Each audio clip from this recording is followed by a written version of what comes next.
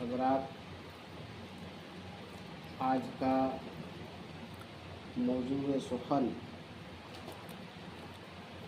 जो इमामों के मुतल्लिक़ कुछ चंद बातें मैं आपकी खिदमत में पेश करना चाहता हूँ। आज अगर पूरी दुनिया में कोई मज़लूम है,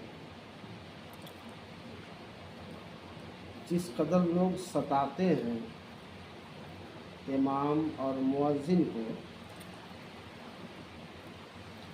ये बयान से बाहर है। हालांकि मुअज्जिन हो या इमाम हो, आप तनख्वाह कितना देते हैं? मेरी कौम को अक़ल कब आएगी? मेरी कौम को होश कब होगा? मेरी कौम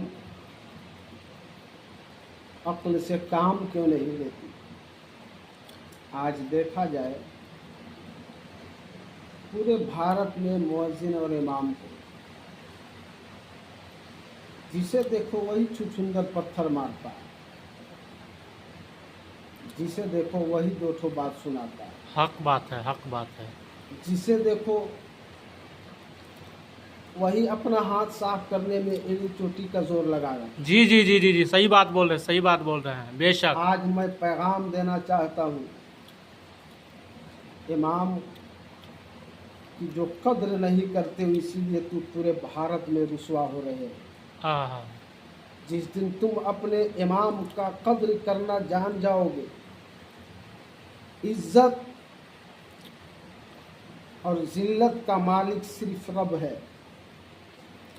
तुम्हारे दागदार करने से न कोई इमाम दागदार होता है, न तुम्हारे टॉर्चर करने से कोई मुअज्जिन के जिस्म पर कोई धब्बा लगता है।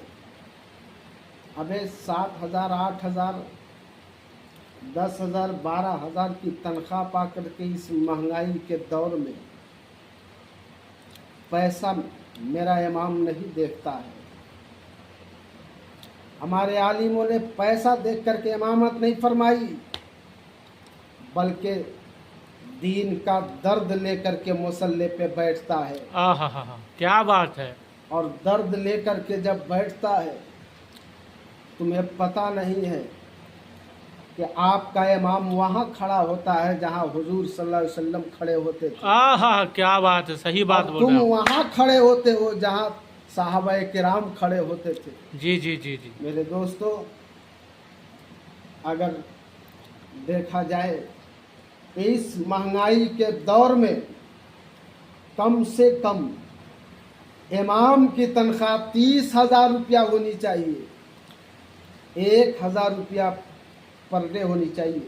जी जी जी जी, बेशक, बहुत अच्छे। और मुअज्जिन की तनख्वाह कम से कम 15,000 होनी चाहिए। जी जी जी जी, हर घर में मोबाइल है, 5 मोबाइल है, 5 आदमी है तो 5 मोबाइल, 300 के हिसाब से रिचार्ज जोड़ लो तो कितना हो जाएगा? 5 का 3 पचे 15, 1,500 रुपया आप महीना में आप बेला वजह खर्च करते हो। लेकिन ये तौफीक नहीं होती है कि जुमे की नमाज हम पढ़ने गए तो चलो 50 रुपया या 100 रुपया अपने इमाम को हम मुसाफिर के साथ हम नज़र कर दें। नज़र करोगे 100 रुपया, 50 रुपया, तो तुम्हारा कोई बड़का दौलत में कोई ख़जाने में कमी नहीं आएगी, बल्कि तुम जितना दीन के राह में खर्च करोगे, अल्लाह तुम्हारे दौलत को उतना इजाफा करता चला जाएगा। क्या बात है, बहुत अच्छे, बहुत अच्छे, इसलिए सुभान कि दीन अल्लाह। आपका इमाम की सोच देखो, हमारे आलिमों के, तुम लगे रहते हो उसके पीछे कि इसको भगाओ, इसको हटाओ, यहाँ से निकाल दो। फिर भी मेरे आलिम तुमको क्या बताता है? ये नहीं कहता है। जब भी बताएगा तो रसूल पाक सल्लल्लाहु ताला अलैहि वसल्लम की जो दीन है जो हुजूर सल्लल्लाहु अलैहि वसल्लम का कौल है वही बताएगा। जी जी जी जी। अगर इमाम सूद पर तकरीर कर दे तो कितने लोग टारगेट में ले लेते हैं कि अब ये मौलाना नहीं रहेगा। अगर इमाम बेनमाजियों पर अगर तकरीर कर दे तो पूरे लोग कितने लोग टारगेट में लेते हैं कि अब ये इमाम का रहा हुआ हो गया। अगर आलिमों ने आइम में मसाजिद अगर तालीम पे अगर तकरीर करे, यानी तकरीर आपका इमाम वही करेगा जो आपको पसंद हो, तो तेरे बाप के आंगन में इस्लाम नहीं आया है रे जालिम, तेरे बाप के आंगन में इस्लाम नहीं आया है और तेरे बाप की शरीयत भी नहीं है। शरीयत तो मुस्तफ़ा की है। अरे तेरी तबीयत से कोई आइम में मसाजिद तकरीर नहीं करेगा। तुम्हारा घर लूटता है तो लूटा जाए, तुम्हारे दिलों पे अगर नस्तर चलता है तो चला करे। तुम अगर चाहोगे कि हम अपनी तबीयत से खिताबत जुमा में कराएं तो ये कभी नहीं हो सकता, इसलिए कि तुम ये समझ रहे हो कि हम आलिम को पाल रहे हैं। नादान अपने जहन से ये भूत निकाल दे।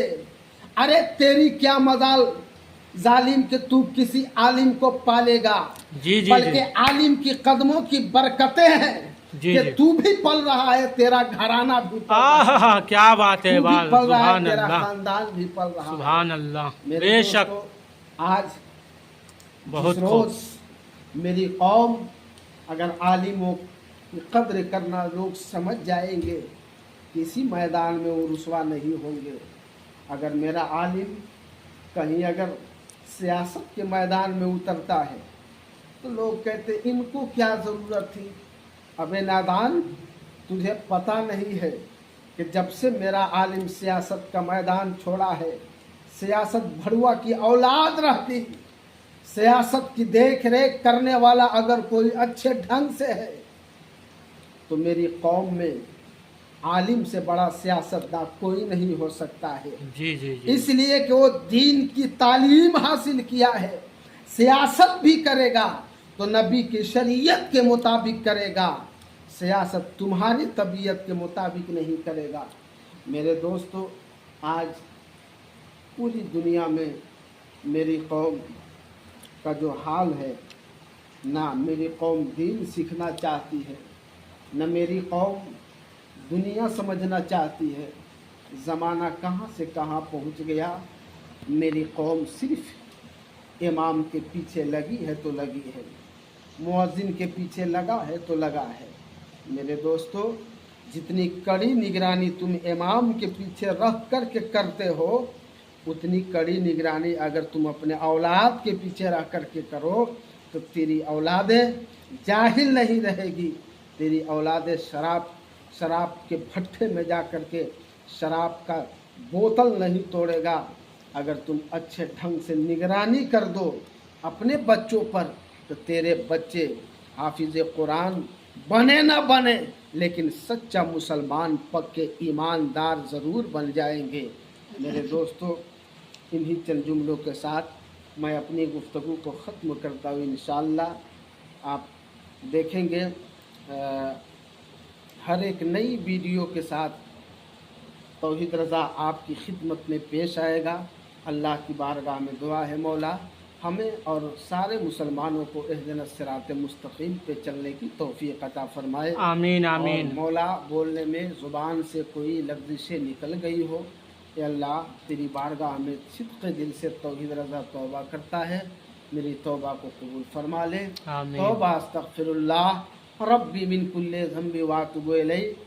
सारे लोग पढ़े अशहदु अल्ला इलाहा इल्लल्लाह व अशहदु अन्ना मुहम्मदन अब्दुहु व रसूलुहु सल्लल्लाहु तआला अलैहि वसल्लम। अस्सलामु अलैकुम व रहमतुल्लाहि व बरकातुहू।